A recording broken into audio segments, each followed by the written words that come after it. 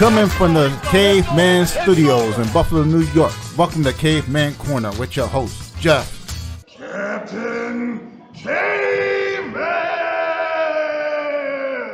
Thanks. Click subscribe and the bell. Do it now! I'm here with Alyssa of Ask Class. Sorry, I'm still eating. G.I. Jane, as we like to call it, the gym. You've been all over the mixed martial arts world. You've been fighting for like as long as probably most of our fans have been alive. It's exciting to have you on the show. I've wanted to have you on for a long time. Never really seemed to be the right time. And sometimes like fate just tells you now's the right time. Let's do it. So I got you on, and thank you for coming on. I appreciate it. Anytime. Sorry to make y'all's night extra long because I know you just got off that big trail of interviews. So. Yeah, we roll deep. We're trying to make it big. I'm excited to have you. I have so much respect for you. You came to my gym. We trained together first at WNY, and I met you there, and I never was able to really help you the way that I thought you needed to be helped because I was still fighting at the time. Like, really thought that you just needed just a little bit of tuning up on some of the finer details of your fighting and just a little bit of a better mental approach. And I really thought you should not eat vegan. And we've been working on all three of those things. And we're looking to get you a fight soon. And hopefully we can get you matched up and as soon as you can start training again. Absolutely.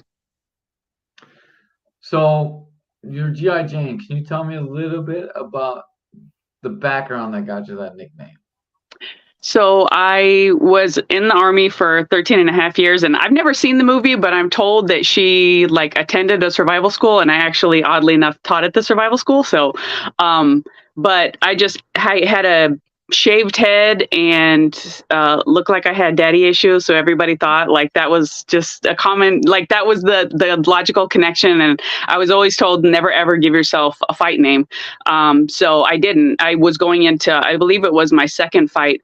And it was like a newspaper article that got put out just like a small time thing. And the promoter, he really liked my military service. And so he highlighted that and he actually referred to me as G.I. Jane. And then it just kind of stuck after that. So. I honestly didn't know your real name for a pretty long time. And every now and then when I get excited, I forget what your real name is. Like in my head, G.I. Jane. So I appreciate that. You were a drill sergeant, correct? Yes. Is that why you take directions so well? Usually you should be yelling at people, right? Yeah, no. I was really good at the soldier thing because I'm just good at taking orders. So drill sergeant is just the flip side to that. So, and I've got 3 kids, so it's I'm good at giving commands. So just all fit naturally. Ray's dream girl. Say again? I said you sound like Ray's dream girl. An old lady with 3 kids? No. Someone takes orders and gives orders. Just imagine him. He's always watching tentacle porn during these interviews. So, I just imagine, you're, perfect for him. Caveman. Not watching porn, Caveman. So he closed the tab out. Yeah, that's what he says now. Even during the K4 broadcast, I always tune down and, you looking over to see who's watching, making sure he's not watching porn during the fights. I'm gonna walk behind y'all's table now at these fights just to see. Yeah, just see what's on Ray's phone, man. It's either that or drug deal. Those are the only 2 things we got going on. Fair enough. So, can you talk about your experience with vegan and how that went for you? Oof. So I was introduced to that kind of a way of eating when I was actually around 9 years old. My mom she read this book, Diet for a New America, and it was just about the meat industry and a lot of things that were probably really genuinely not healthy, but then she kind of went overboard and she turned our whole family against meat. And then I just kind of stuck with that. And this is going to sound so disgusting, and I can't believe I'm admitting this on the podcast, but the meal that I broke with, I was driving across country and those golden arches called out to me, and I broke my veganism after 20 years of either vegan or vegetarian, no meat. It was with 2 20-packs of chicken nuggets and a chicken Caesar salad. And it was so glorious. So, but now I eat a very well balanced diet. I do the meat, vegetable, I do everything, but I do just like whole natural foods and try to stay away from highly processed things. That's the only thing I do now. So That sounds like a meal that Ray is in love with. Yeah. Actually, Michael T. Schultz. I don't know if you know Michael T. Schultz, a two-time TNT champ and the King of Lockport. He's all about McDonald's, so he would be very I don't know. I think he'd be in his glory to hear that story. So I'll chop that up and I'll send it to him, and oh geez. I think he'll like that quite a bit. Um, so you have battled with issue with drinking as well, Mhm. and like it's hard to tell your story without going through like some of the bad times too. So can you bring us into that part of your life? Yeah, no, and I've done a lot of work, so now it's at a point where there's not really an emotional attachment to anything. So I'm okay to talk about anything without breaking down. But just I took my first shot of liquor when I was like, I think about 9 years old. No, I know for a fact I was 9 years old. And then 14 years old, I got into it, and then around about the time I was like 17, 18, off in the world, I got into it, and then joined the military, experienced trauma, like literally first week in Iraq, first deployment. And then like the gloves came off, and then I went through a divorce, and just basically I gave myself a bunch of reasons like why it was now okay for me to do it. And I just ran full force into it. And actually August 16th, coming up here shortly, I will be celebrating 1 year sober from alcohol. So yeah, now it is just not something that I can have in my life. And I'm not saying that in a way that like demonizes alcohol itself. It's just for people like me, I can't ever drink. And that's just a fact. It's kind of like having an allergy. It's just something that I can't have in my body. So That's I don't know. This it's hard to talk about that. Like most people that recover from alcoholism, like alcohol is terrible. It's the devil. You shouldn't do it. And you're like, yeah, whatever. It's just not for me. What about your personality that lets you do that? So I guess I've made so many mistakes in my life. I've learned to be just like less judgmental, just in general. And then hopefully everything's okay with Ray. So Yeah, Ray in and out. He was fine. He was putting the speaker on mute. Something's going. He probably had to go yell at his dog or his kid or choke his wife. One of those things. I don't know. okay. But yeah, like, not to derail the conversation and make it biblical, but like even in the Bible, like people drink wine and it's like for celebratory purposes. And I know I've met people that I know that can drink and they have very healthy relationships and they don't go overboard. So for me to impose that on somebody else and be like, no, it's all bad, you should all stay away from it. While I don't personally think there's anything really positive that's ever going to come from it, if somebody's able to enjoy it in a way that is like beneficial or at least not detrimental to their life, then hey, I'm all for it. Just but if you have a problem, then you just need to be very real about it.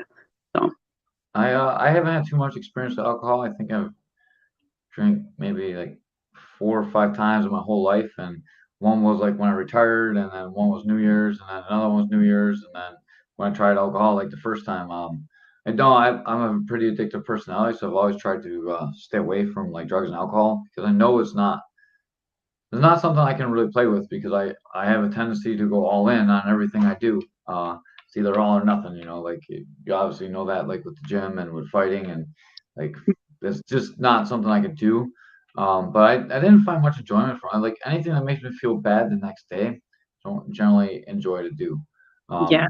Well, and can I just say, like, people that have that kind of mindset, that's always something that I've, not in a negative way, but I've actually always envied it. Like, wow, I wish I could be that way, So Mhm. I think that's awesome. How does it work in your mind? Like, what made you like stuck to it? What does it feel like? So when I do it, it was not really about the enjoyment factor. Like even regardless of what the scenario was, whether I was alone in my room or I was out with a group of friends, my my intention was always, I want to get as numb as possible, as fast as possible. And that was always what it was always about. And I could have lied to myself and been like, I'm going to just take, one drink here, or I'm just going to do this for social reasons or just to have fun. But that was always a lie to mask the fact that I really did, at the end of the day, I just wanted to get straight to that. And so I had a problem. I had other stuff that I needed to work on that I've since worked on. But at that time, I just had a lot of stuff that was back there that I just wanted to escape from. And so that was like my quickest way to I don't want to think about this stuff. And so I'd start drinking, and then I'd start thinking about the stuff, and then I'd drink even more so that I would forget about the stuff. So I'm glad I don't have trauma that makes me do that, I guess. I'm not sure.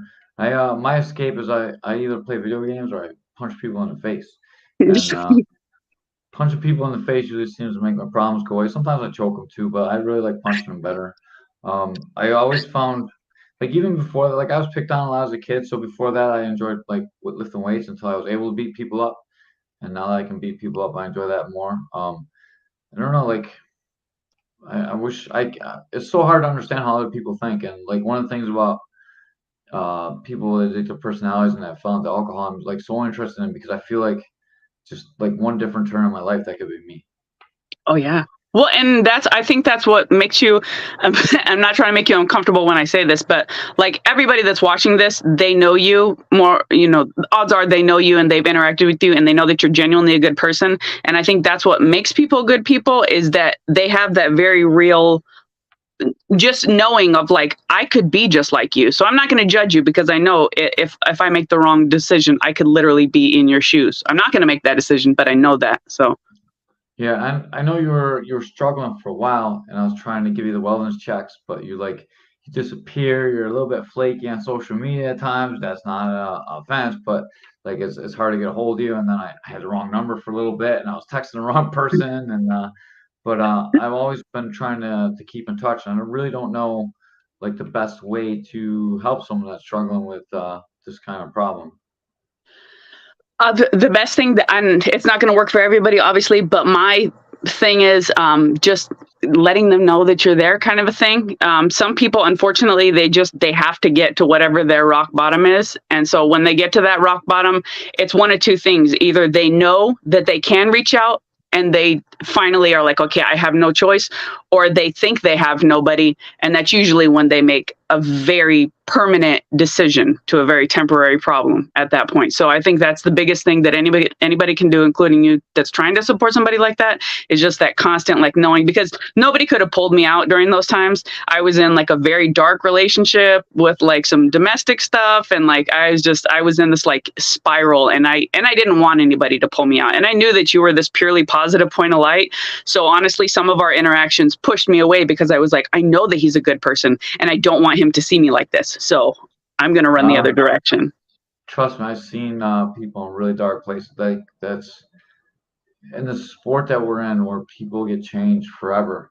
You go on a cage, and you're not the same when you come out as when you start. I'm a totally different person than when I started fighting. Even the train, you're different.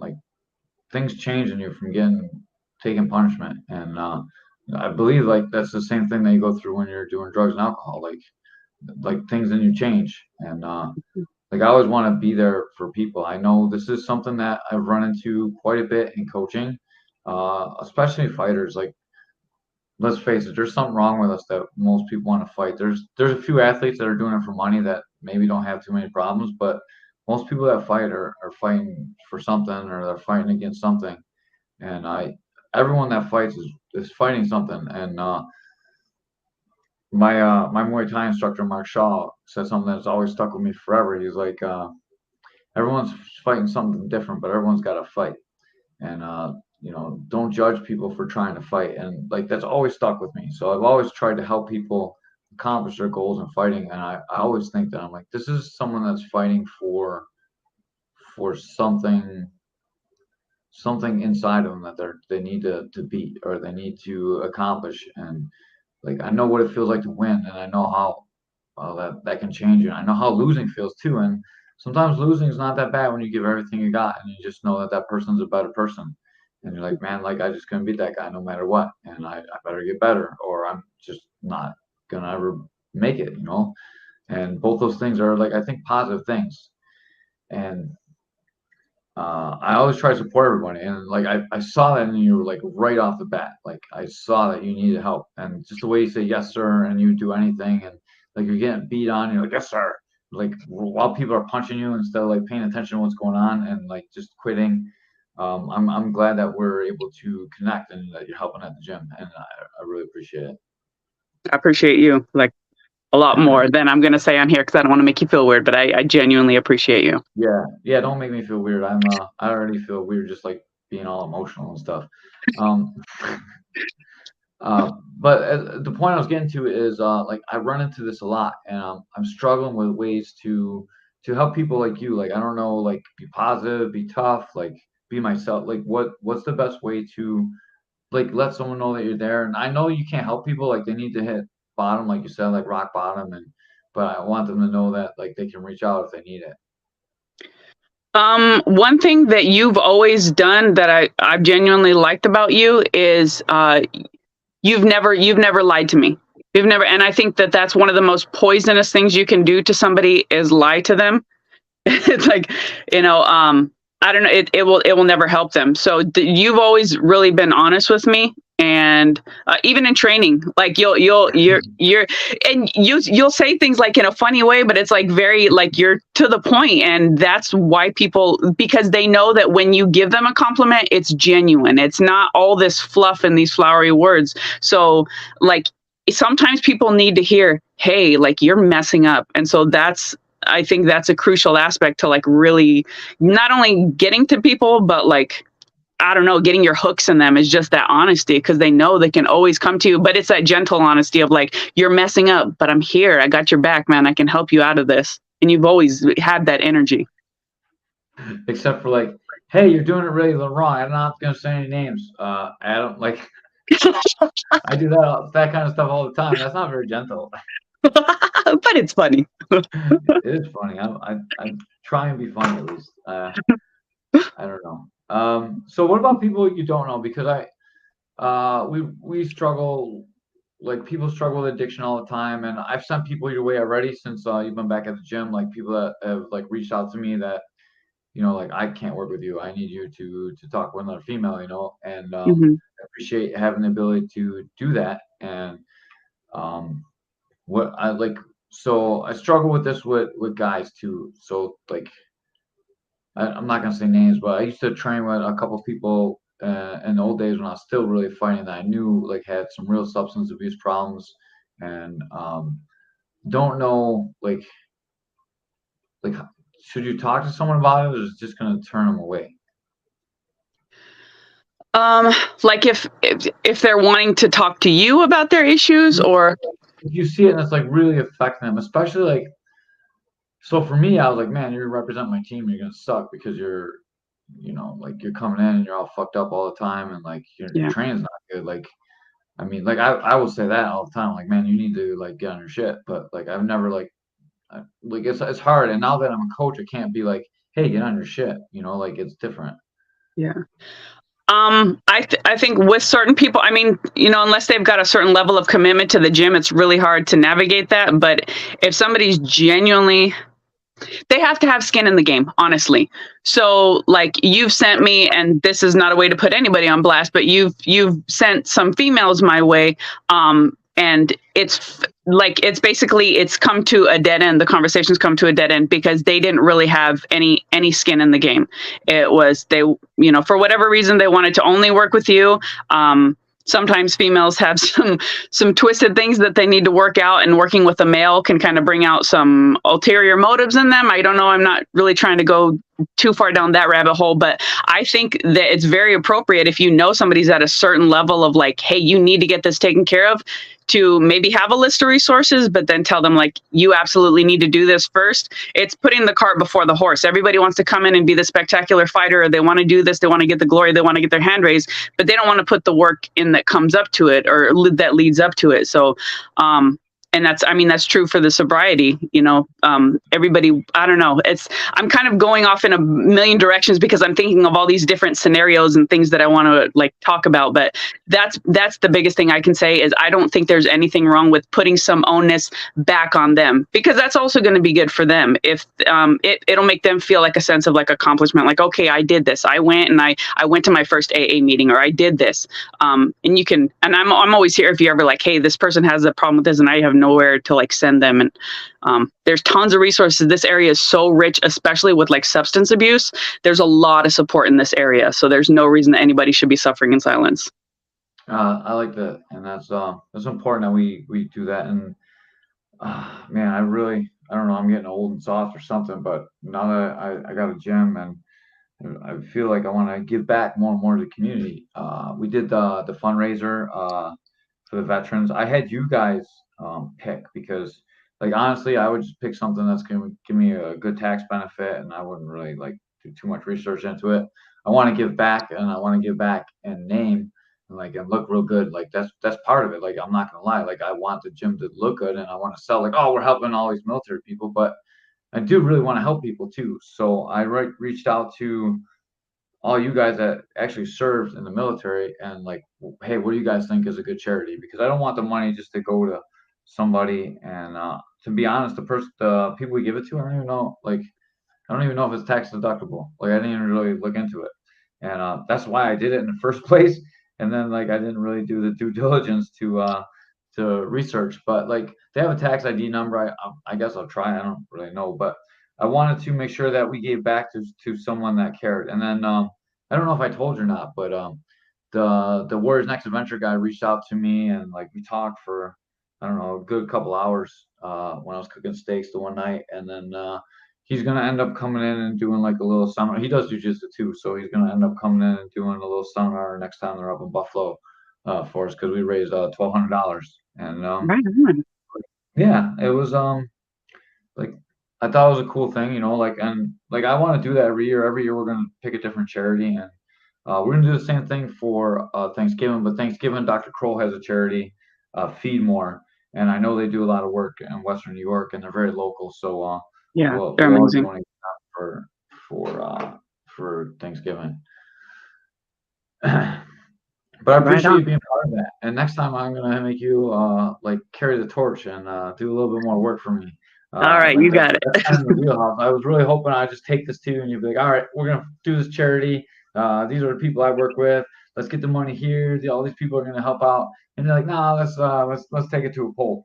And all right, and then we did it.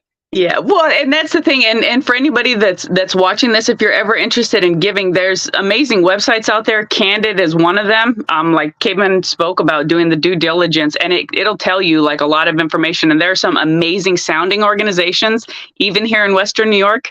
You just got to look and see where their money's going. So I think you guys chose a phenomenal one to give it to. So I hope everything works out. But yeah.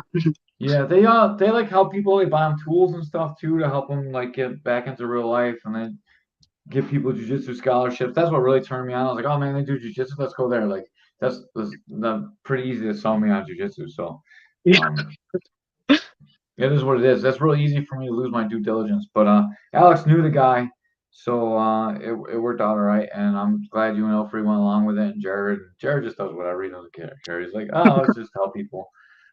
As soon as he gets in my air conditioner, I'll love him again. How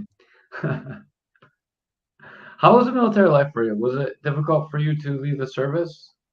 It actually was, and not for the reasons that I thought it would be difficult. Like you definitely, so I was in for 13 and a half years active duty. So like that was my life. And not only that, my last 3 years, that was actually at the survival school that I was talking about earlier.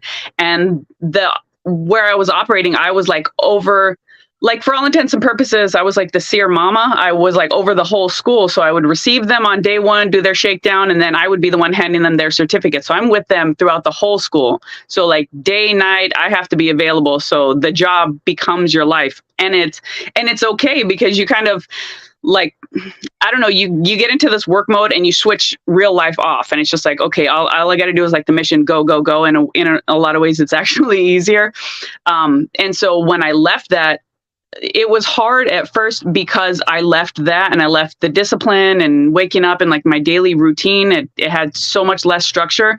But then like right away, I started hitting a wall in civilian life because like I was now with people who didn't have the same experiences and with people that I was very judgmental at that time. So it wasn't a them issue. It was totally me. Like I was like, well, you don't know what the real world's like and you're complaining over this. And like, there's people that are dying, but so I was totally, unfair to the people around me. And that caused me a lot of like division. And I just felt very disconnected and separated from society as a whole. And then what really surprised me is the biggest reason why I struggled was my ego. Like that sounds so like I know you, and it sounds funny for me to hear you say this. Like you don't have much of an ego in the room for sure. Oh, well, and I've learned how to dial it back and just literally in every aspect of my life, take the beginner's mindset approach. Like, it doesn't matter what I'm doing. It doesn't matter if I walked into a boxing class the other day and I was literally like, it was like a veteran cardio session. And I was just like, okay, I'm taking all commands from the tower. You teach me as if I've never been here before kind of, and like, I do that with everything now, but that's only because I didn't do that before. I was very egotistical and like high, and like I had worked myself into a position in the military where I had a really good reputation. I had a lot of great stories from being a drill sergeant, from being in the survival school. I had like a really good name. And so then I get out in the real world and they're like, I don't care who you are. Like, get out of my way. You're in my way. And I'm trying to grab for a bag of Doritos in Tops. It was very much like, I felt like I needed to get more respect for, I don't know, it's just this but that was the biggest, and it took me a long time to realize that, but that was the thing that I struggled with the most, was not having that, that validation that was outside of myself. Like, for some reason, I needed that uniform. I needed like the rank. I needed the position. I needed all this stuff to make me feel like I was good enough in a way. And I didn't feel good enough, like in my own skin. And that's what I struggled with the most. But so that was pretty much it. It sounds like jujitsu. Yeah. Sounds like you didn't get too far from where you started from. Yeah. Yeah. You walk around, I wear my black belt, but got my weight. Oh, life just has a way of humbling you. So. Like you talk about that struggle, and like that's a real struggle, and like everything we do, like with anything with a hierarchy, like where you can move up in the ranks, so like when I was a white belt, it was like different. Like and now I'm a black belt, and I feel like whatever, people give me respect. Like I'm like I don't need to warm up. Like I'm the coach. Like those things hit you, and I had one of those moments today, and decided like when I do the tournament, I'm gonna take my own advice. I'm gonna do what I say I'm gonna do. I'm going to like really train for it. I'm not just gonna like go out there and do it. Like to me, it's always it's just a tournament. Who cares, Because it's not like a fight. Once you fight, you're like, man, I could die in there. Like when you go to a tournament, you're like, oh man, I might lose. Like maybe he might get 2 points on me. He might sweep me. Oh boy, Yeah. Like it's hard to get excited. But like if I want the students to be as dedicated as I want them to be, like I have to lead from the front. So I have to like really train for it and train for that rule set, not do what I want to do and like train to like be a fighter that I'm not fighting. So like I should train for what I'm doing. Like I had to talk with Keith like that, and it really Keith Front, the guy that runs K4. And Jared said hello. Amanda said hello earlier too. Like it really kind of woke me up. I'm like, man, I'm doing like, I'm just like, oh, go out and do your best. But what is your best? Your best is like train yourself to be the very best you can be for the rule set you can compete in. Like that's what you should do. Like don't be a black belt and just go do it because you think you're good. Like not really that good. Like I like that. Like it's another just reinforcement. It's like signs from God, like you gotta train harder. Yeah. Well, and I've personally, I've been across a good portion of the nation, and I've trained with a lot of gyms, a lot of fighters. And that's one thing I think that kind of kills a lot of gyms, is that the leadership at the top, they just get this very arrogant. And it's like, we've got, we've got all these championship fighters, or we got this, and the coaches themselves stop learning and evolving and growing. And you don't do that. You continue to like work on yourself and like get, and so you just constantly have this like expansion mindset. Whereas a lot of people, like, they just kind of top out and they're just like, I don't know. They have this very self importance, like, a high level of, like, well, nobody should question me. And this is, I know it all, and I've learned it all, and I've seen it all, and there's nothing you can teach me. So that kills a lot of gyms. I get that in life, but if you ask my wife, for sure I have that in life. But like I'm not good enough to be able to do that. I feel like that really, like, when I teach, I'm like, man, I should really like be better. Like, know everything. I feel that every day in the gym. Like, you feel that as an instructor. Like, there's a lot of pressure on you because everything you teach is what your students are going to do. So if you suck, they're going to suck. So I feel a lot of pressure to make sure that everyone's good, and like do my very best to make everyone be good. And that's why I care about everybody, because I know that the weakest link is really the weakest link. It's not like the weakest competitor, it's the weakest person in your gym. So like, everyone matters, and you need to like take care of everyone, from like Derek, our pro fighter, to like I don't know, like Mick, like the guy comes off the street that needs a friend, and now all of a sudden like he's training, like everyone matters. I dig that. Yeah. So I wanted to have you on the podcast a long time to ask this question, because I really want to ask it, and I wanted to ask this before it was like a big deal in society. But what was it like to fight Fallon Fox? For everyone that doesn't know, Fallon Fox is a man that identified as a woman and fought MMA, and he beat up a bunch of women until he was finally stopped by a woman that made it in UFC.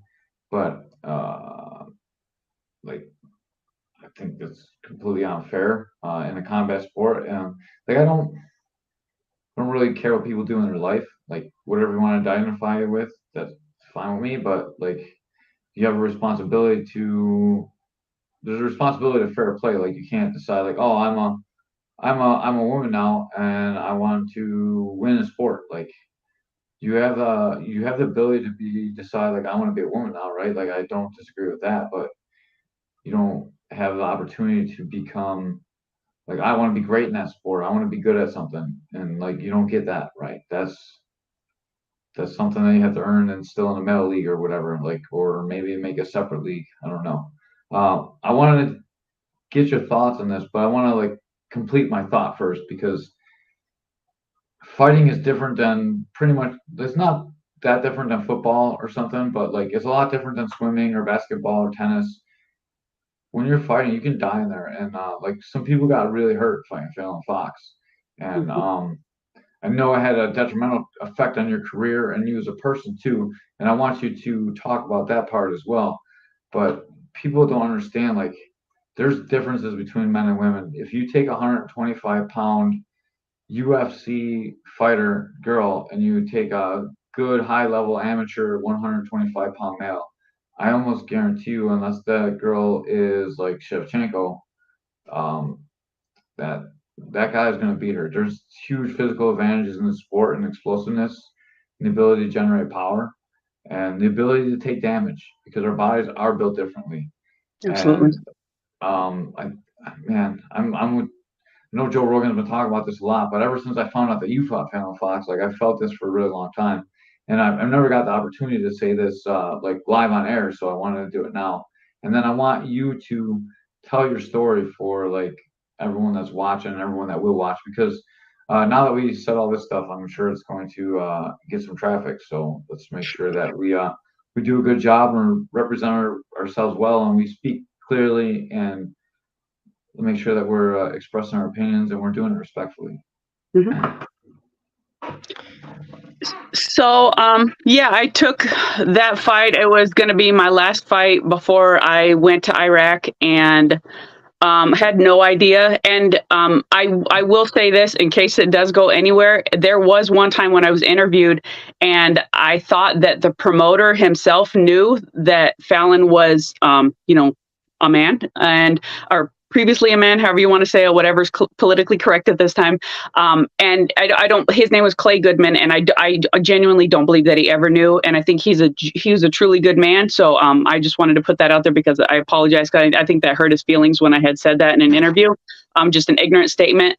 But I went into the fight and Fallon was hands down. And like, I'm a pretty beefy female. I'm usually, regardless of if I'm like outclassed, out technique, like strength wise, I'm pretty strong. And Fallon was hands down the fastest, strongest person I have ever faced. And, thankfully, I was tapped with an armbar, but like I had passed out at that time. So they almost didn't call it in time. And like, I almost got my arm broken. But I get up in the stage and, I give Fallon a salute and then Fallon like hugs me. And I find out later, it was like, so anyways, so I lose the fight and then I'm kind of like, oh man, like I feel just so bad. And it felt like such a one-sided fight that I then took a fight that I shouldn't have taken a fight. And this is not a slight against the next promotion or the next fighter, because at that time, it was like, you just get a fight whenever you can get it. But like my next opponent outweighed me by 27 pounds, should have never been a legal fight, but I was desperate to get like a win before I went to Iraq in case anything happened. Or no, that one was Afghanistan. So anyways, year goes by and I get a phone call from a buddy of mine. She was a fighter. I don't think she's fighting anymore, but her name's Gina Begley down in Kentucky. And she was also an MMA reporter for, I think it was like Bluegrass, Underground, MMA, something like that, something to that effect. And she's like, so how do you feel about Fallon? And so she asked me in a way that was like, I didn't know what she was getting at first. And then she's like, okay, she's like, so it just came out that Fallon was actually a man.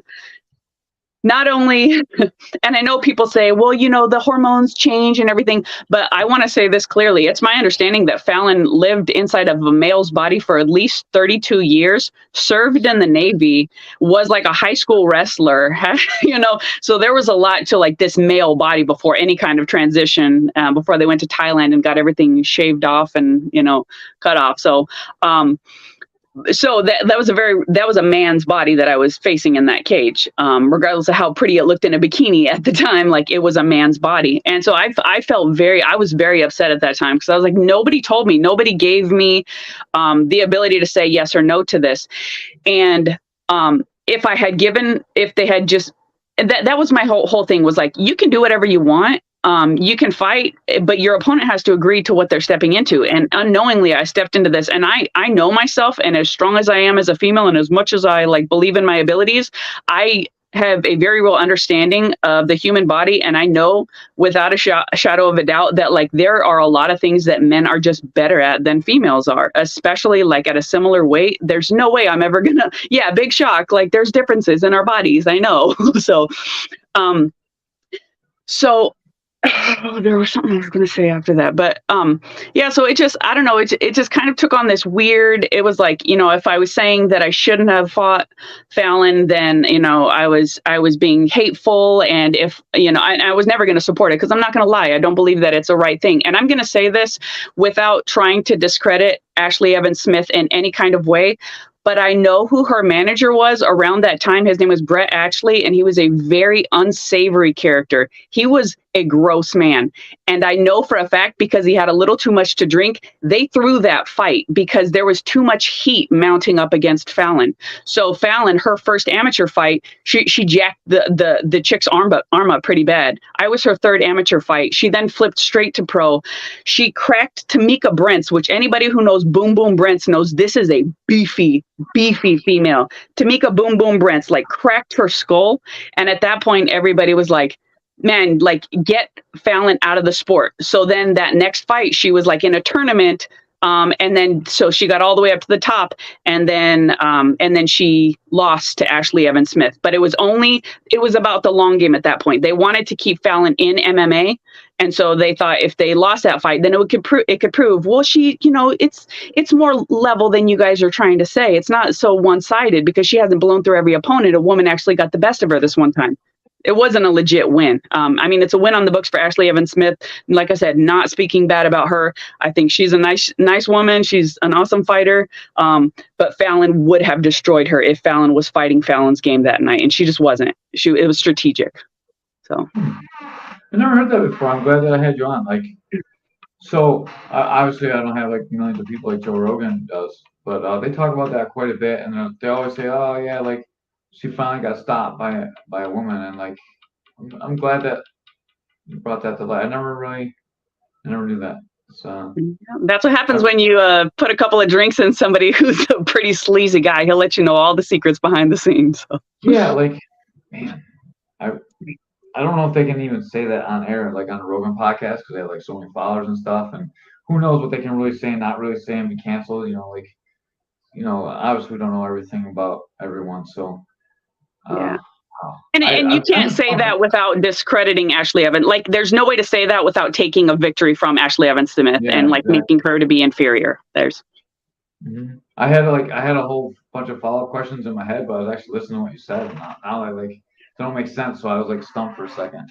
Can you talk about how that changed your confidence in yourself as a fighter? And because we talked about it a little bit off air, and you made it not off air, like in the gym actually, and you made it seem like you were like that was it for you. You're gonna quit, and it really brought you to because you went overseas and you served, and then you came back and you're thinking about not fighting. Can you talk about how it changed your mindset too? Like obviously the fight, is not good, and you can find a fight I'm sure online, but I would like to hear how it changed you mentally. Yeah. So I'm just like you were talking about earlier, I'm just one of those weird people that I just love to fight. For whatever reason, it's just something that I genuinely love. I can't explain it. I love it. And that whole experience, I at that point, I can honestly say for a very long time, I hated the sport. I despised everybody that had anything to do with it. And it just became this weird political, it wasn't, and MMA's never really been like clean, but in my mind, it was now so dirty because of all of this. I'm like, now this is totally polluting the waters. And I'm sure not to get too political, but similar to the females that then now have to compete with this transgender person. It's like, well, what are you even doing to our sport? This is something that we love, and you're making it weird now. And I don't know. And then like I said, it's just for so many reasons. I was just like, why am I doing this? Why am I doing any of this? It felt gross. I wanted nothing to do with it. And I was just really disgusted by the sport in general at that time. So. I'm going to jump right back to this point in a second, and we're going to talk about how you feel about women in other sports. But I want to go back to when you're competing like that, and it takes that love away from you. MMA is already a very rough sport, and if you don't love the sport, it's very difficult to compete. And so much of that love comes from confidence in yourself too. And once you lose that, it changes a little bit of you as a fighter. And I'm not sure they even have it back now. You seem a lot I watched the wildness of your old fights, and I compare it to you now, and I know life changes you too, but I see a different mentality when you're fighting. And do you think that changed you, or do you think that life has changed you? This is a question that's outside the interview, me personally asking you as a coach. If my mind and the fighting has changed. Yeah, because of the your confidence in yourself. You look in your old fights that you're the man. I don't care if I get hurt, stopped, or anything. Now you're maybe I'll take a backseat to this one. I don't know. You're just it's different. I can see the difference in you. I'm having difficulty expressing it in words, but I can see it. I can see the difference, and I can see that in a fighter that's not had a loss where you've been dominated to that, and wondering is that what did it, or the next fight after that, or a couple losses in a row. There could be a lot of things. I'm just wondering the impact this one particular fight had on you. I would say probably two fights have, and it's something that I'm definitely, I'll just have to work through it with training with you. And, it's just going to have to be something but when I first got in there, it was just this wild, like, it was almost like a street fight. Like, and it was a street fight for me because I had no training. I was just getting in there and I was like, yeah, like, and like, I would like tell myself like my kids are on the other side of the cage and I've got to get through you to get to my kids. And like, I would like black out in fights and like, I would just be at the end and I'm like, okay, like we're done. But the Fallon fight, that was the first time I was ever scared because it was the first time where I was ever like, like I said, I don't know if I passed out from pain or what, because she had me in an arm bar, but like when I woke up, I thought my arm was broken and I was just, I don't know. I was just in my mind, like something catastrophic had happened. That fight jacked me up for a very long time. And then one that got stacked on top of that was, I was fighting a woman, Amanda Benjamin. And for all intents and purposes, I should have beat this woman. And I got cocky and I got sloppy. And I wasn't, I was not training with people like you. Let's just put it that way. And I kept dropping my left hand. I just kept these crazy overhand rights. And I think it was like shortly, just under like a minute in the first round, she connected with one and already in training, I knew something was messed up with my eye, but sorry, my sleep thing's coming on my phone. So already I knew something was jacked up with my eye, but I went into the fight, didn't say anything. The first one she hit and I was like, okay, something's not right there. The second one, she comes straight down and it blew out my orbital. It like, it shattered my nose. And so like instantly, like my face broke and it was like the worst pain ever. And I fell back into the cage. You could see it. I was instantly done. Then, so that whole thing, like I went back behind I went backstage and what I didn't know was that you're not supposed to like blow your nose. And so I blew my nose. Yeah. Right. When I tell that to people that actually know, as soon as I say that, they're like, yeah, you're a knucklehead.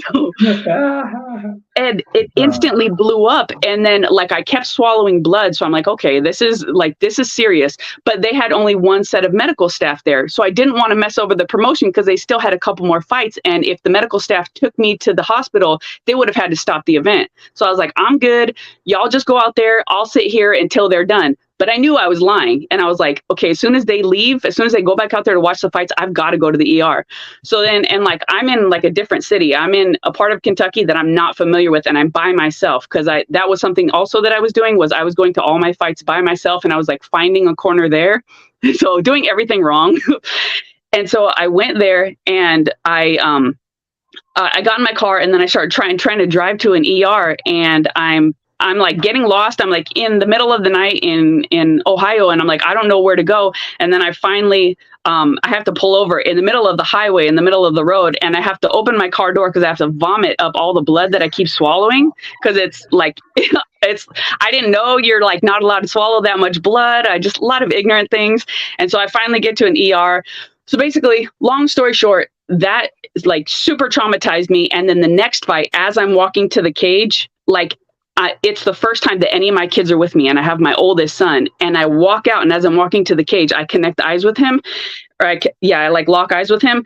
And like this, I had a full blown panic attack walking to the cage because I was like, oh my God, like what if this happens and I'm with my son and now I'm in another city. I'm like in Louisiana and I'm living in Alabama. What am I going to do if I leave my son? And like, I don't know, like I start panicking and I get to the cage. I don't remember the fight at all, but I remember at the end of it, her name was Candace Miracle. And I feel so bad because like I kissed her after the fight and it was just so weird. I don't even know. So there's still a lot of that I'm trying to like, okay, like you need to get over that. So those two things probably really made me more timid than I ever was when I first started fighting. So that was a super long, drawn out way of answering your question. So I really want to get back to Fallon Fox, but I got another follow-up question. So when you fought and you had the nail polish issue at King of the Cage, was that the next fight after that or what? No, that was oh yeah, after Candace, then I think that might have been my next fight after that was when I fought up here with y'all. So if you've never fought before, like you go out and you're like, you get ready to go in a cage, and whatever you do to mentally get ready, like you've already done it by the time you walk up to the check-in.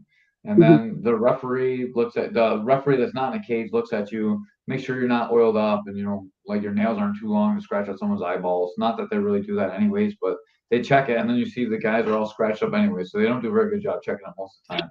But they looked at your fingernails and they saw you had nail polish on, and the lady's like, Mhm. "Nope, take it off." So like you had to like remove your nail polish, and I know because I was fighting like next or two fights after you, and man, I was like, man, what's taking so long? Why is this fight? And they're like, oh, Jane's got to take her nail polish off, and like the whole time I'm waiting in the back, waiting to warm up, and like that took forever. I can't imagine how that affected you mentally getting ready to go into the cage, especially after the story you just told me.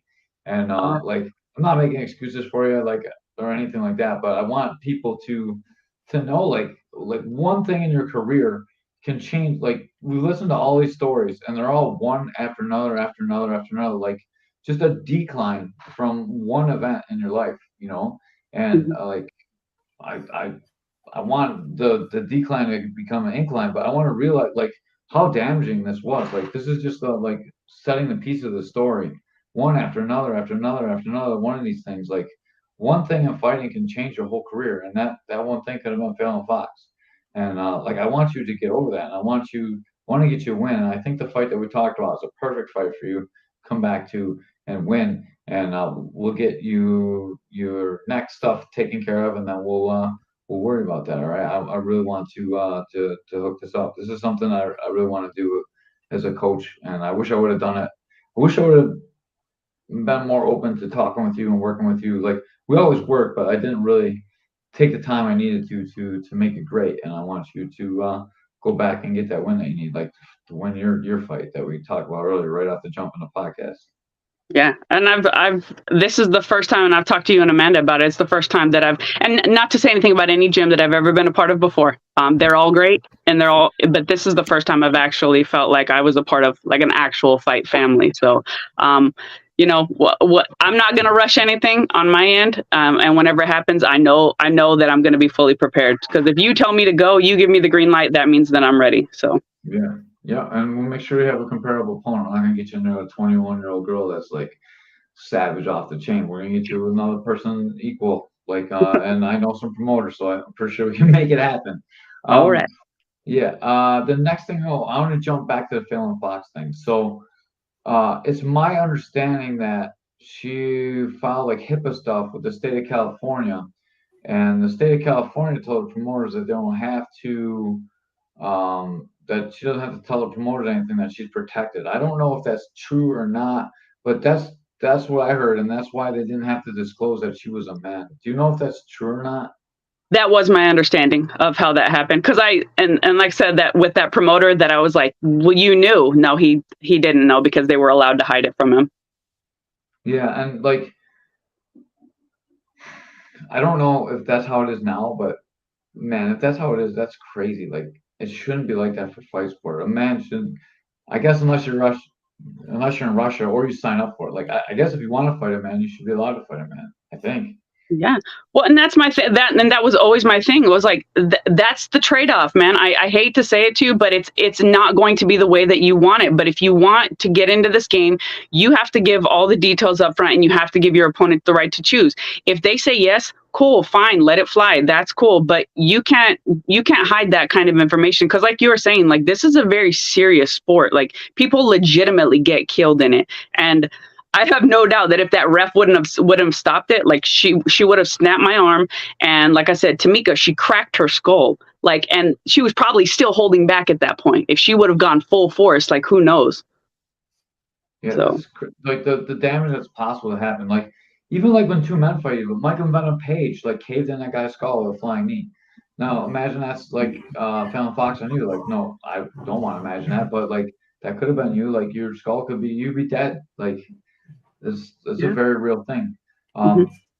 And to like flash this back, like now you have the same thing happening in swimming. You see like a swimmer come in and she wins, like she sets world records over and over again. And you see it in like every sport now, powerlifting. Like how's it even fair in powerlifting? Like they're just crushing world records. what do you think about it, and what would you say, and what do you think is fair? I think you should compete in the sport that you were born into. And I'm sorry, but you don't get to have it all the ways. You don't get to have all the pieces of the pie. If you want to compete in a sport, if you're going to tell me that you just really love swimming that badly, and then you just like also are transgender, no, it's and you used to swim as a male and you sucked as a male when you swam. You wanted to win and you juked the stats and you knew that that was the only way that you could win. And we're going to say this because it is the absolute truth. And we've said it already, like there is a very real difference between male and female bodies. It just is what it is. And I don't think there are certain things that we can compete in, like a mutual combat kind of a thing. But when it comes to certain sports, no, absolutely not. They should. It should always come down to the gender that you were assigned at birth. And that's another thing, being able to change your birth certificate. Like it's, if you don't, I don't know, but now I'm kind of derailing, but no. I strongly believe that males that were born into a male body at birth should compete with males. And if you want to change your gender, then okay, that's fine, but you can't compete in that sport. That it just is what it is. So Do you think it's more fair to make a separate league for those athletes, or do you think it's more fair to have them compete against, like, say you're a male that transitions to female, but then you compete with males? Like, man, I don't think anyone's gonna really. There's not gonna be a lot of money for like a transgender leagues most of the time, and there's really not that many competitors, I would think. I mean, no. there's got to be an answer that works for everybody. Like the root of getting to solving a problem is to come up with a solution, right? So like just arguing on both sides doesn't really get much done. So like finding a solution is the right way to do it. Like Josh Kettery is like the perfect guy to like say that. He's always like, find a solution, like sit down and talk like regular civilized people and you can find an answer. But well, and I think that kind of tells you what the motives are, because I'm okay with an all transgender league. Like that's cool. Whether or not it gets the attention, it gets attraction, that's not the point. You now have this place where you can compete, and it's awesome. But I guarantee you're not going to get a lot of transgender athletes that want to participate in that, because they don't want it to be level. They don't want the playing field to be level. There's a reason that they go after these sports. So I don't think they'll want to participate. But I say maybe that's how we test it. Okay, fire it up. Let's do it. Let's make the transgender league. We'll do it. We'll support it. Might like be like the WNBA. You're not going to get a lot of people buying your tickets, but it's there for you if you want to compete. If you just purely love the sport and you want to do it right, then we'll make a space for you. But will they do it? I don't think they will. Yeah, I don't think so. Ray's gonna compete in female figure skating. Hey, Crazy caveman. I want to know what song he's going to choose. Yeah, what song would you skate to, Ray? Britney Spears. I Did It Again, or whatever the name of the song. Oops, I did it again. I can see you skating to that song. Did you know Ray is multi-talented? Ray made a bikini for Bikini Girl before. Wait, what? I never know. No, okay, man, don't say that. You're going to get him in trouble? No. So we had this girl on, and I don't know, maybe episode 13 or 14 or 15. Yeah, it was a while back. Yeah, we're like at almost 200 now. And Ray, Ray and Sequan leotard, they're the best. Anyways, Ray promised her that he was gonna. She does the bikini competitions, and Ray promised her he was gonna make her a bikini. And every podcast since, I've been getting on her shit to have him make her a bikini, because I found out how expensive the bikinis are that they compete in. And I was like, man, I would never pay that for any kind of clothes, anything on it. And Ray's like, I can make one way cheaper than that. So I've been waiting. And I think we can market this Caveman's bikini competition. I want to see it. Anyways, back to the serious talk. I'm sorry for that segue there, everybody. We went totally off the rails. That's why it's a podcast, right? And not like a new show. Um, man, it's such a hard thing to decide what to do with those people. Not those people. I don't mean that to like sound terrible, like those people, but like it's attention-seeking behavior, you know, like, and it becomes a real issue for women's rights too. And like, I Hmm. don't want to tread on feminists. Like, I want to do a feminist podcast for a while and get some feminists together and like have a real woman's thing. And like, I don't really want to do too much with it, but like, I thought that would be a cool podcast to have once and just have a bunch of women tell me how shitty I am. And Hey, Caveman, huh, how can you have a guy that wins Woman of the Year? yeah, dude. So like, I'm gonna steal Joe Rogan's joke or whoever joke it was that he stole in the first place. But man, we only need to be a woman for 6 months, and we can win Woman of the Year. I'm just saying, Yeah. guys are better at everything. Right. I mean, and it's kind of funny to me to watch these women that like champion, like these natural women that champion it, when I don't think they really believe it. I think that they just regurgitate what they think they should say in this day and age, but they don't really believe it. But it's like, so you're basically letting a man win once again, technically. Like, they get to take all your shine, they get to be a better woman than you in every sense of the term, win all your medals. Like, it's just, it's comical to me if you look at it like that way. But yeah, no, no, women are women. Women give birth, and I'm on that train 100%. So I am also pregnant, so I believe I can give birth as well. And I learned that my dollar works for men. and you know what, I will just tell you, it's awesome for a hangover for anybody. So I learned that. So we had an injury today in practice, and we gave Midel for the recovery of the injury, and it worked out pretty good, I think. it does. Yeah. Ray's like, what the hell is Midel? I'm telling you, after as a recovered alcoholic, take some Midol before you go to sleep after a heavy night of drinking, and drink a big glass of water. You'll wake up feeling like $1,000,000. I heard growing up, I heard tomato that tomato juice. That too. Oh, Just throw a little bit of vodka in there, and you're good. No, I'm just kidding. That makes everything feel better, right? So it's sure why anyone would want a wiener. So you can play helicopter, dog. Not sure why anyone would want a wiener. So you could do helicopter. I learned about helicopter. I just learned about it the other day. So I was watching a comedy, and like they were like, why would you want to be a man? So you could have a helicopter. And I didn't know what that meant. And then I looked it up, and I was sorry I did. Oh my god.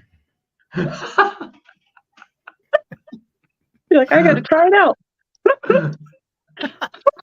Yeah, I'm a little embarrassed. I didn't know what that was. I didn't know that people did that. Like, I didn't know. I was very shocked at the size of the helicopter I saw as well. It was a poor choice of search history. I deleted that one, but it's definitely my permanent record. Oh yeah, it's logged in there. Oh, that was embarrassing. Did you suffer any so now if you speak out against Ray, you're not telling us something. What? So there's a lot of social pressure now if people come out and they speak against transgendered rights. You dealt with the Fallon Fox thing when this wasn't really going on. Have you ever had any blowback about this, or are you worried about people trying to cancel you? I mean, you do have kind of a prominent job. I'm not worried.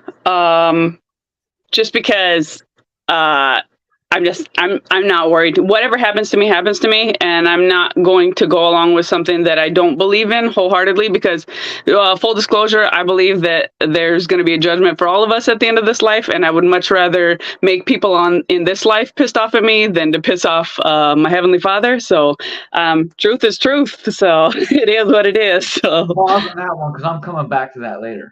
okay. I have like a whole. I want to talk about that part later. So before you jump into that segment, let's dial it back and let's talk about the social pressure. Then I was saving that to finish on because I think that's a good finish. And then we can you can tag Kung Lee in a minute, and then he'll be happy with this last part too. Yeah. I will say though that I think that a lot of people are going to start speaking their mind. I think we've kind of been under this kind of like this cloud or this veil of whatever you want to call it, this hypnosis where everybody's just kind of followed what they think they need to say, and they don't really feel that way. It's like you don't feel like you don't believe that a 15-year-old girl should have her tits cut off, and you don't believe this stuff, but you say it because you think it makes you look good on social media. And I think we're getting fed up with that. You can really feel this, like, okay, the tide, it feels like it's at least going to come to a point of contention where it's like we're not going to go along with it anymore, and we're going to tell you like this is how we feel. So we'll let the chips fall where they may, but I think you're going to start hearing a lot more of people, at least for the children, looking out for them, because I just think that they've been like the victim in all of this, in this crazy argument that like us adults are having. They're the ones that are suffering. So yeah, full disclosure, when all of this was going on, Joe Rogan and I actually sent a couple emails back and forth, and he was like just like the best, most supportive, like, yeah, that was so fucked up, blah blah blah blah blah. Like he was awesome. So he's always spoken with a consistent voice on this topic, and I appreciate that. Yeah, I always thought that like you have to like Joe Rogan now because of like all the stuff we talked about. I've always like I tweet at him every now and then. Like your story, like I just like I'll ask about, like I said G.I. Jane fought Fallon Fox. Like every now and then when I talk about Fallon Fox, I was like trying to tweet, like not like he's ever gonna see it because he doesn't even look, but I'm glad that he reached out to you too because he's a huge proponent for this, and every time he talks about it, I think about it. Yeah, I think about you. So like it's hard to have you far from my mind because like I think about it a lot. Like that sounds like kind of like weird. I didn't mean it like that. Like you're not in my mind every day. Like I'm not thinking about it every day. But every time I hear that topic, like I think about you. Like that. I didn't mean it like that. I don't want you to be all weird. But like I think about your story all the time. Every time I hear him talk about that, I was like, man, that's so fucked up. And like so it has a general impact on me. Like when I hear all these stories, like every time, like it reminds me of you. And I like think about like so what flashes in my hand is Michael Venom Page like flying near you in the face. I'm like, oh my God, like that's what could have happened. Like it could be that. And man, it's terrible. And yeah, you definitely should be worried for your kids' age group. Because kids are feeling a lot of social pressures. They don't know any better. Like kids are really fatty, and it's a really trending topic on like social media. And like I'm a conspiracy theory guy, and I think it's like people trying to destroy our country from the outside to the inside, or people inside our country trying to destroy our country. But like that's a conspiracy theory for another day. We'll try and keep this regular and on board and not totally get off the rails. But I would like to do conspiracy theory on that someday, and we'll see. Forrest, I do conspiracy theory podcasts too, but I have to convince Forrest of the conspiracy theory, and so far I have not convinced him on one thing. So he's a pretty smart kid. You should go back and listen to those. Those are good ones. Check them out. Yeah, definitely. And now we can finally get into it. You recently found God, and first you found a water fast, and then you found God. Did they relate to each other, or is this like two separate things? No, they actually did. So I entered into the water fast, and full disclosure, I was raised in the church. I was like baptized at the age of 11, and then I immediately went out into the world and got like pregnant at 14. Yada yada yada. Just super dark. I'm glad y'all are enjoying it. And got like super into the new age and all the stuff, and like made myself my own God, and like all roads lead to heaven, there is no hell, and all that stuff. So it was actually earlier this year. So I had started a water fast, and oddly enough, it ties into Amanda because I was on the 6th day of the water fast. And as I was driving towards the fight, it was like, a little over 2.5 hours away. For whatever reason, I really wanted to like listen to Christian music. And I did. And I was listening to a song that like my grandma used to love. And it was talking about the crown of thorns. And when I heard the crown of thorns, it struck me in a way that I've never been struck before. And I was like, okay, this is weird. And I immediately wanted to like continue to listen to Christian music. And I was like, I don't know what this is, because I'm very much like, I'm like Cardi B. I'm like, I don't F with you. Like all that, like I'm listening to all the songs, and like, it's, I like hard music. And I just, for whatever reason, I just only wanted to listen to Christian music. Then, for whatever reason, I really wanted to watch The Passion of the Christ, which was really unlike me. And I could not turn away. Like something in me kept being like, you have to watch this. Like he suffered for you. So the least you can do is watch this. And this isn't even him actually suffering. You've got to watch it. And I felt really compelled and I was glued to it. Like, and I was sobbing at the end of it.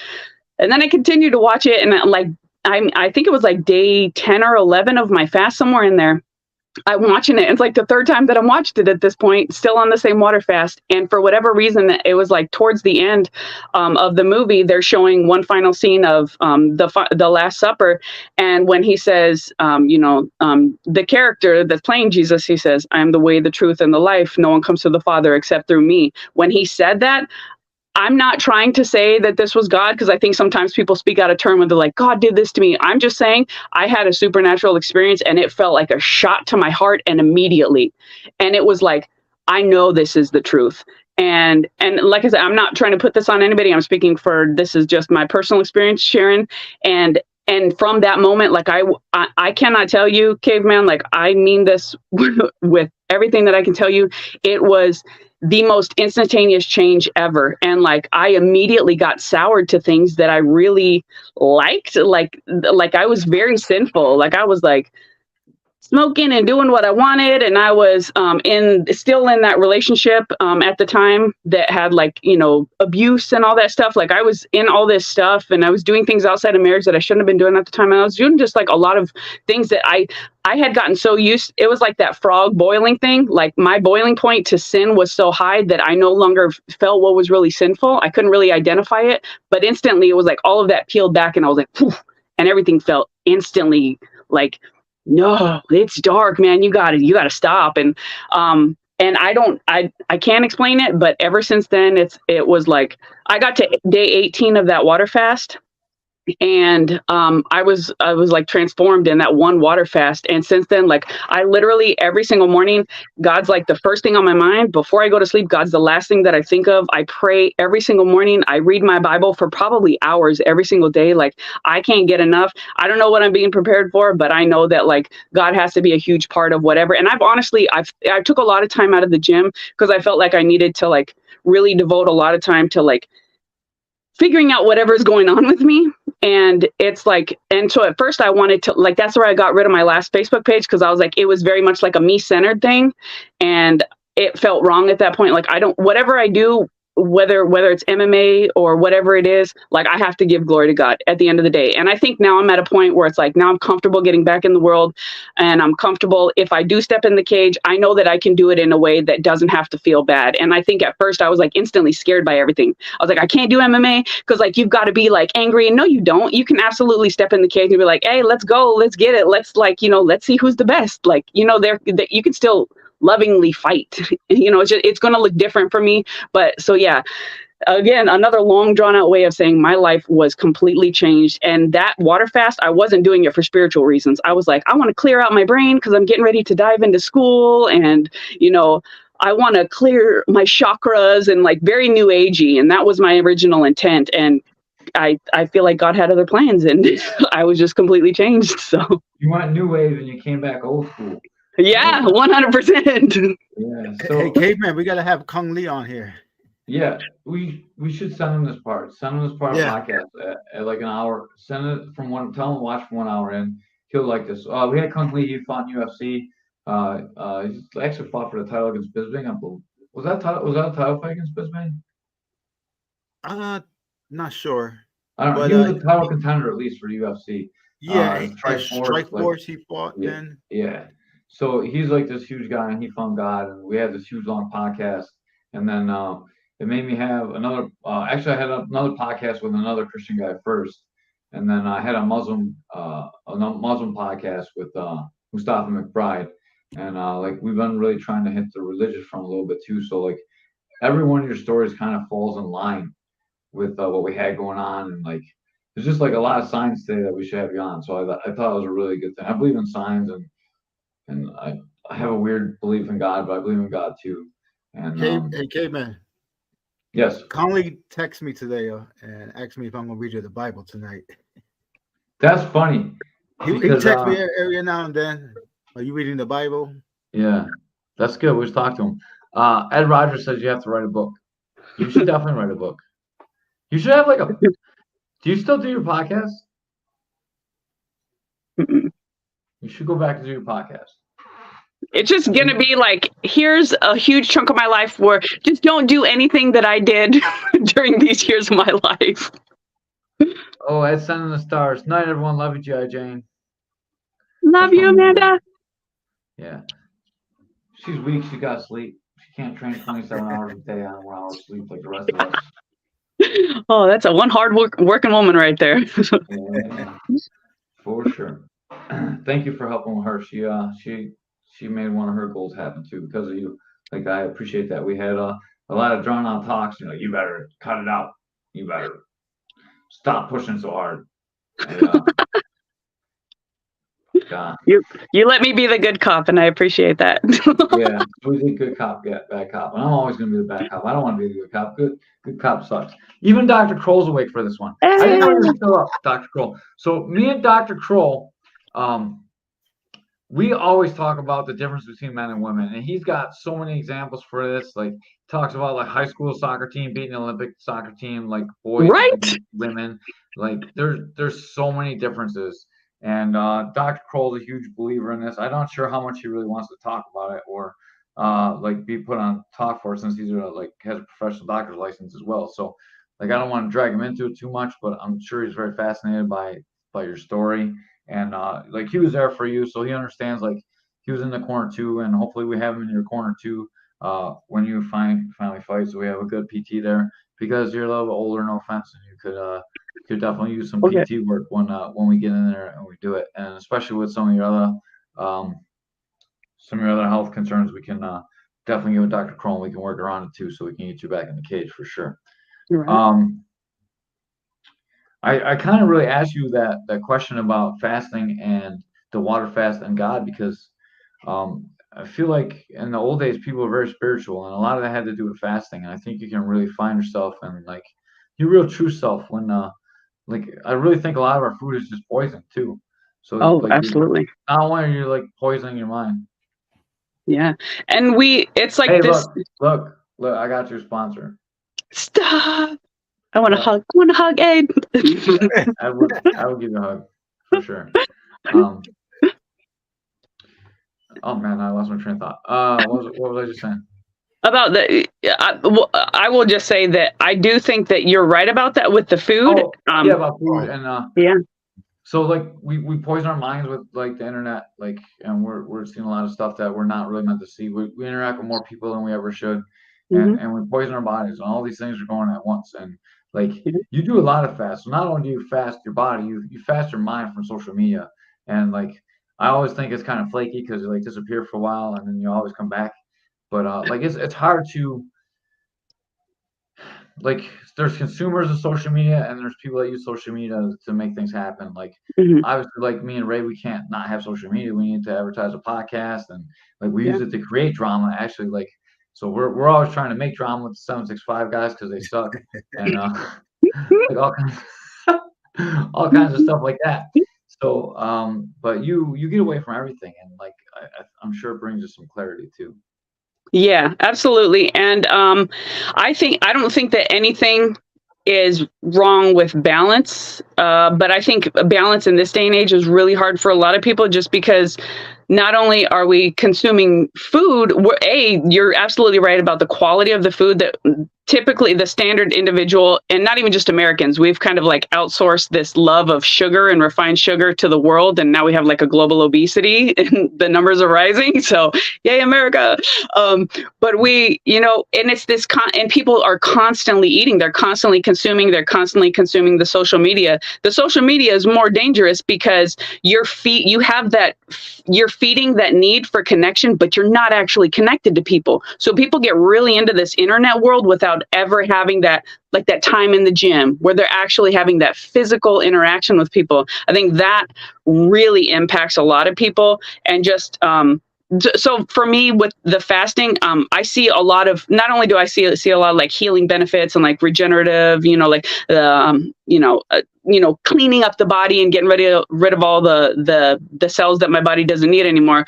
But like it does something for me to be able to say no to something that's you do need food. You can't go forever without food, but it's just, I was an obese teenager. And so I did have a very bad relationship with food at one point. So even that, like I needed to check myself because I would go like on these like binges, like constantly, like every single day, like I'm just like consuming and consuming and consuming. And, so yeah, I think that a lot of people would probably benefit greatly from some form of fasting, even if it was just intermittent fasting. Just dial it back a little bit, but it's just there's no break for anybody. It's just this constant consumption, and it like numbs them to what really matters, honestly, like real life, real connections, real relationships. And then you become very isolated and you have nothing but like this body that's been built up with these cells. So basically you're taking this gray dead food, you're creating gray dead cells that are, it's causing like mental illness. Your body is like performing at a lower level. And then not only that, you tack on the fact that you no longer have like these healthy connections with people. And it can create a very, very, a scenario that's very difficult for people to break out of. So yeah, I'm a super fan of fasting, but more than that, just eating healthy food and taking a break from all of this stuff from a while, for whatever that looks like, going to the gym or. So at least listen to us on Spotify to get rid of social media. Like, keep listening to our podcast because we're yeah, absolutely. Just do it in moderation. But some people literally like they wake up and their eyes aren't even fully like opened and adjusted to the light, and they're turning on their phone, and that's the first light that their eyes connect with in the morning. And if you're doing that, it's probably not the best habit. You should probably try to like open your eyes, get some sunlight in your eyes, give it a little bit of time, and then open your phone. Just these little things, kind of dial it back a little bit. I'm guilty. I got the feet. My phone doesn't Oh, me open. too. I've done it before. I don't have to open my phone. I'm faster. I'll just be like, boop, it's on. Wise guy. You're so old. You got a flip phone still, probably. Hello. It's got the antenna you pull out. The big old AT&T brick phone. What were you going to say, Ray? I'm sorry. I didn't mean to cut you off on my joke. Oh, no. I was going to say fasting is good. I like fasting. Yeah, Ray fasts too, and he looks really good when he fasts. And then he stops fasting, he eats pastelitas, and then he looks all fat again.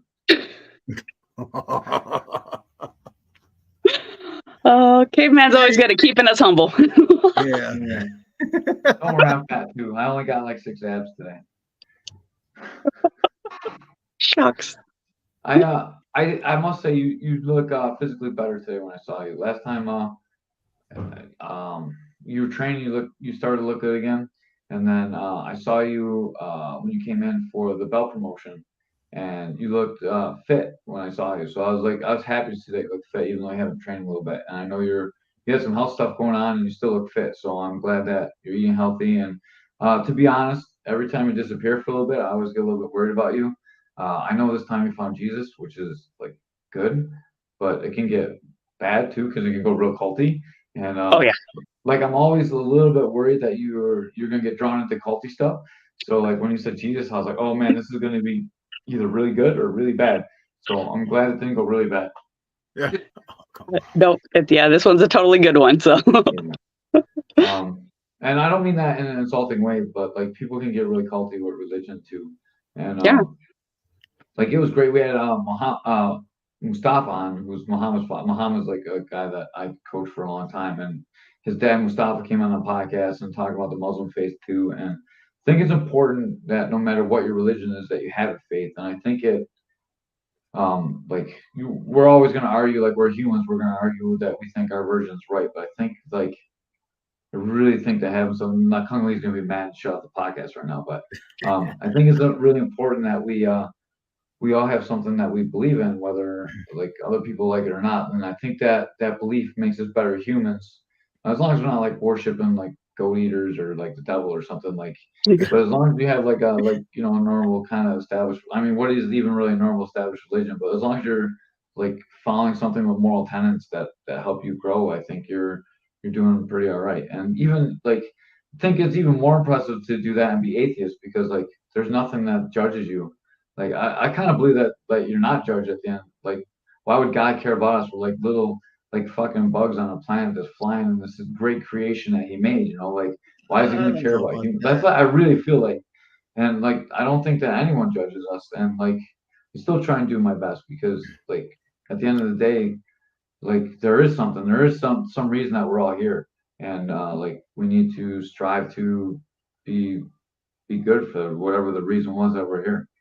Yeah. Well, and honestly, I will tell you that and I've seen some militant Christians um ultimately at the end of the day, I can only speak for my religion. If you say you're a believer in Christ, Jesus, when he came to this earth, he said there are really only two commandments: love the Lord your God with all your heart, soul, mind, and strength, and then love your neighbor as yourself. So it's not my job to judge anybody. I am called to be completely loving to everybody. Whatever you do, that's between you and God. If I get a chance to obviously share Jesus, I'm going to do it whenever I get the chance, and I'm not ever going to shy away from it. And I'm always going to claim, profess the truth that I truly believe in my heart.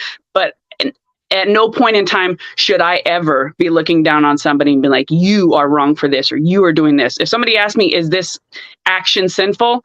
The Bible says this, or the Bible says that. Like I said, there's truth, but at the end of the day, love. We are always to lead with love. So.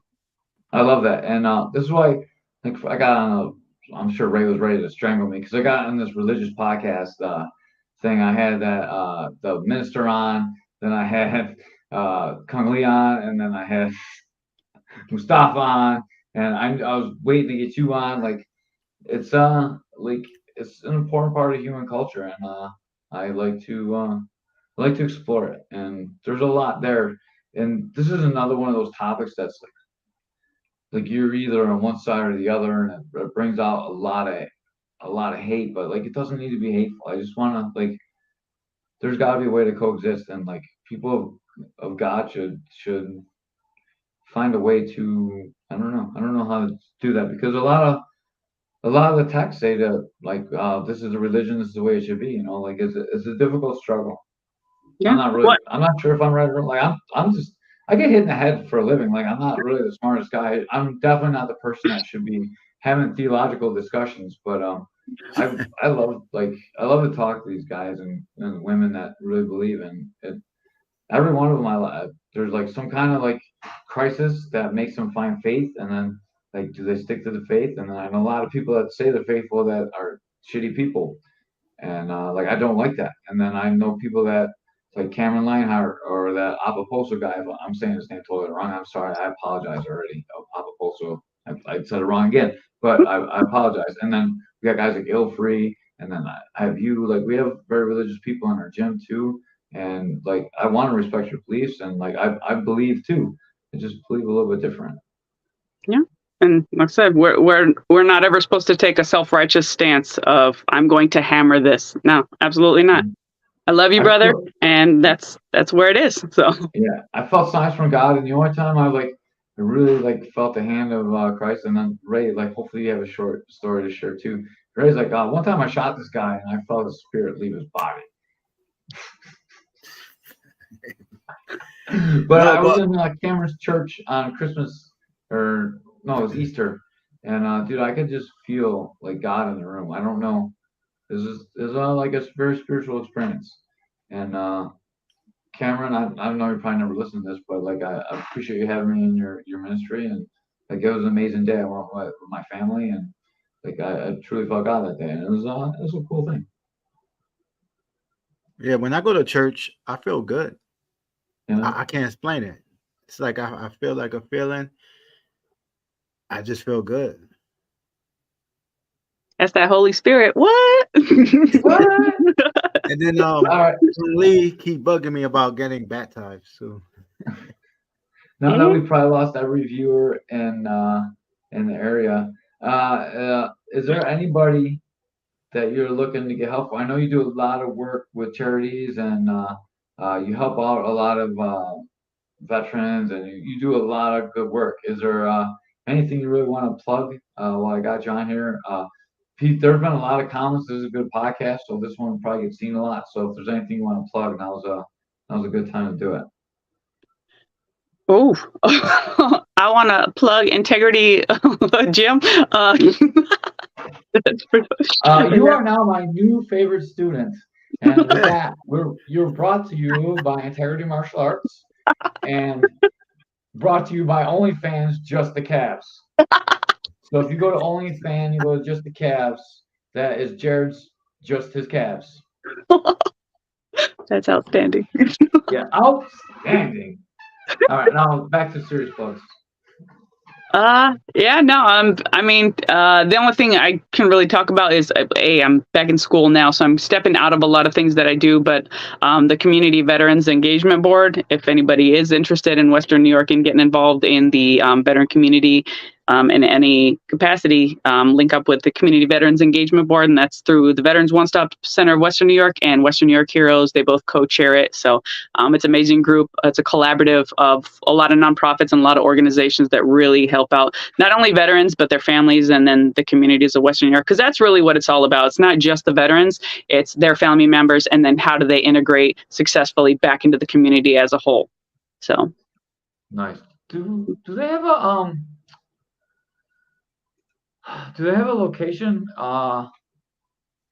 Jared, wow.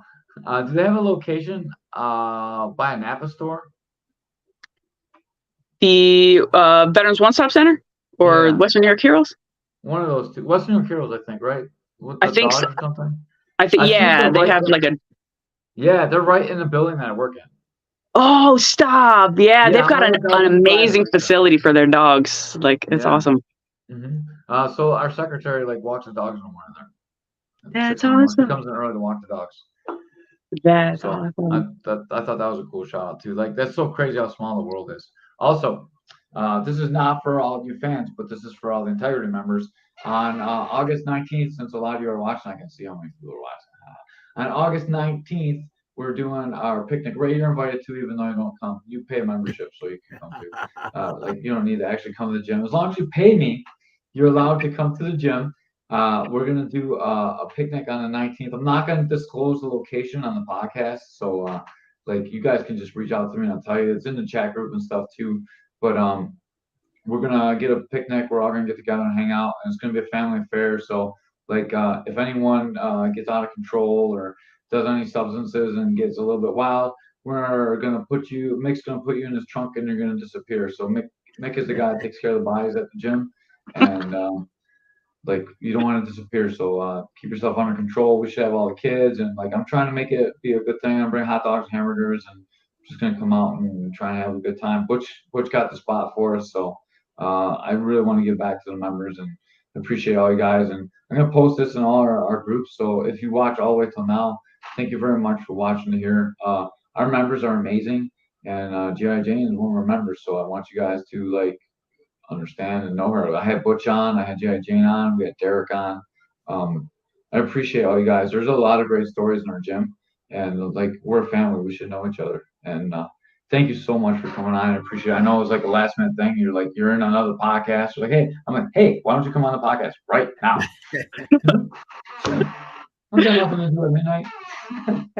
Yeah, well, thank y'all for having me and inviting me on. And again, Ray, I'm sorry that you got drugged back on here for this and that you both stayed up so late for this. It is definitely worth it. Thank you so much.